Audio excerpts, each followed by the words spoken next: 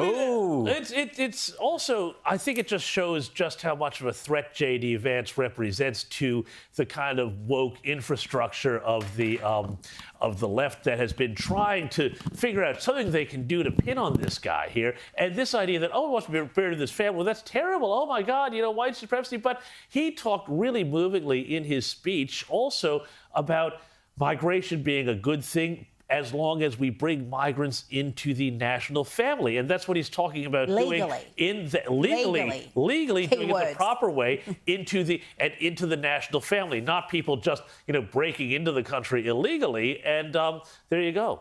Well, we've got a huge show coming up. We'll be talking lots more about Trump. It was, of course, a week ago on this show that the assassination happened only half an hour before we went to air the assassination attempt. On this show? I take a week off when you lose your mind. I know, Rita. Where were you? What an extraordinary week. We'll be talking lots more about that during the show. Trump's back out there on the campaign rally. Can we talk about how astonishing that is?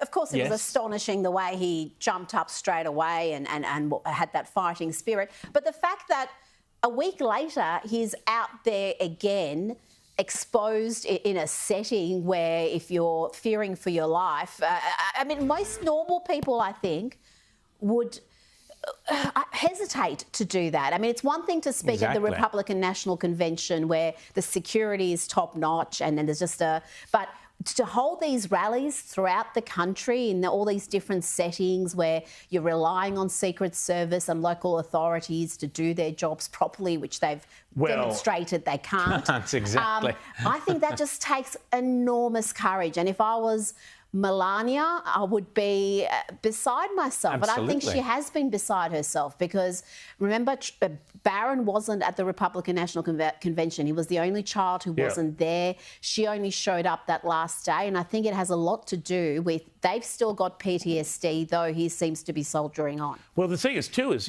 there are so many questions, too, that really need to be answered about just what happened last Sunday, just before we went to air.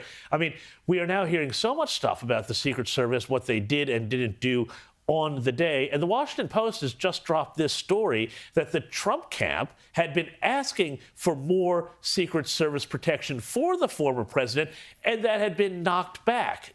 So this comes into the context of all of this other stuff. Apparently, the shooter had secreted the weapon on the site beforehand. It was not picked up by a Secret Service sweep. He did a drone. He ran a drone over the site the day of the event, and the Secret Service didn't say, hey, what's the problem? The Secret Service let him in with a rangefinder. The Secret Service had seen him at 5:52 on the roof, apparently, and for 20 minutes, this was 10 minutes before Trump took the stage, they didn't say, let's not let the president out there, and let's let him keep speaking while they had a threat identified. It's far worse than that. He was spotted and identified as over an hour before Trump took to the stage and before the shooting happened. And for them not to neutralise that risk, at the very least, tell the president, do not take to the stage until we find out what is happening with this man and we've actually located him and apprehended him. There's a man dead today. You've got a father who shielded his wife and his daughter who's dead because of this incompetence. I mean, gross incompetence is the best case scenario. Well, the reality is there's all sorts of conspiracy theories out there. Was there a second shooter? Was there this? Was there that? All of that. But listen to me, Rita. The point is the reality is crazier than any of the conspiracy theories. The reality that you could have, for an hour beforehand, the public pointing up, saying there's this guy on the roof with a gun, he's got a gun. You could have a policeman clambering up a ladder and having the gun pointed at him and scrambling away again. You could have that lunatic head of the, who's the diversity and inclusion pick. Here we go, another one. Kim Cheetle, the head of the Secret Service, who says, oh, we wouldn't want someone up on the roof. Secret Service agents is a bit of a slope on the roof. They might slip over. I mean, how could you possibly do Day of the Jackal stuff? I mean, come on. Frederick Forsyth has come out and said that this is a complete farce. He's the guy who wrote the original Day of the Jackal 50 years ago, saying what on earth is going on. So whatever the reality is, it's stranger than the conspiracy theories because you've got this DEI pick, you've got diversity and inclusion. We saw the footage of the Secret Service officer, whoever they are, wandering around. Holster girl couldn't put her gun in a holster. They were out of breath. They were unfit. They were shorter than the person they were protecting. I mean, everything about it. Here she is, holster girl. She's there wandering around. It looks like a bad 1980s comedy movie, and that is what it is. So the reality is, when the true story of this comes out, it'll be worse than the conspiracy theories. Well, the investigation needs to go beyond the FBI. There's very little faith in the FBI, who have been compromised politically over and over again in recent years, and trust in them is at record lows. There are so many questions we don't know. We don't know really much about the ideology of this shooter, though the FBI has now cracked into multiple devices. They know precisely what his ideology is. Why are they not sharing that? Why? Just simple questions like, which car did he take to the shooting? There's the reports of multiple cars. And I have to say, too, why did his father call police authorities before his son was even identified as the shooter?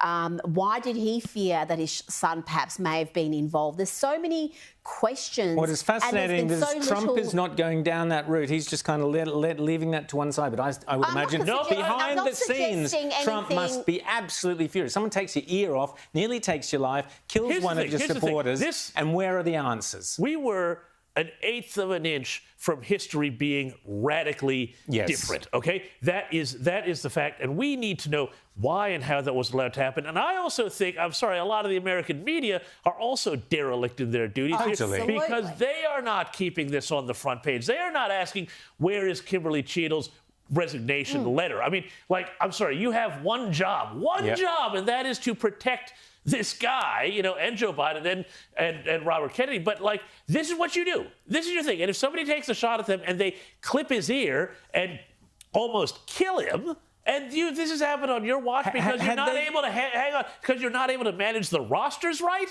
allegedly, for your Secret Service people. Come on, that's worse than a joke. And why aren't the press also at the doors of the parents? Why aren't we finding out much more about this kid? Who is he? What were his ties? I simply just find it very strange that this 20-year-old had no social media history, no nothing. The only 20-year-old in America. Just this cipher. Well, I'm sorry. As I said, one day decides he's going to take a shot at Donald Trump. Okay, but Trump, Rowan, to your point, you know, the thing is about the conspiracy and the screw-up. The screw-up is almost more scary than the conspiracy. It's crazy. Because this is where we realize nobody in charge of anything knows what the hell they're doing. Anyway, let's have a quick... Unless the screw-up is the conspiracy, unless you don't give Trump the resources he needs, that you know he needs, you don't have the competent people assigned to him because you really don't care about his safety. Well, it's you not really a huge concern. don't want him to be safe, would be the obvious conclusion to be drawn from this whole farce, an absolute fiasco. We need answers. I imagine once Trump gets into the Oval Office, we will get those answers.